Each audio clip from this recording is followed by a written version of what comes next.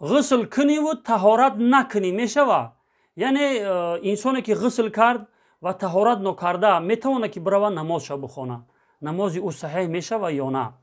بسم الله و الحمد لله و الصلاة و السلام علی رسول الله. اما بعد، البته در این صورت نمازش صحیح میشود، چون که کسی که مثلا فرضهای غسل بجا آورد، یعنی همون 3 فرضی که هست، شستن دهان، شستن بینی و آب رساندن به تمامی بدن، در این صورت طهارت هم برای او حاصل می شود، چون که کمترین فرضی که در طهارت است یک بار همون اعضاهای طهارت شستن است، یعنی یک باری شستن فرض است که در غسل کردن همون یک باری حاصل می شود. به همین خاطر ضرورت نیست که بعد از غسل کردن دوم باره با طهارت بکنه.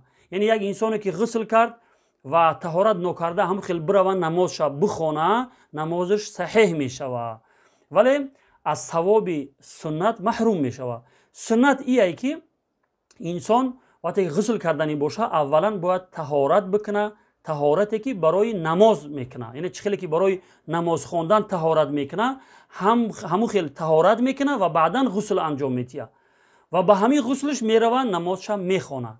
ولی رفت اگر همین طهارت کردن فراموش کرد یا اینکه قصداً همین طهارت نکرد، چی میشود؟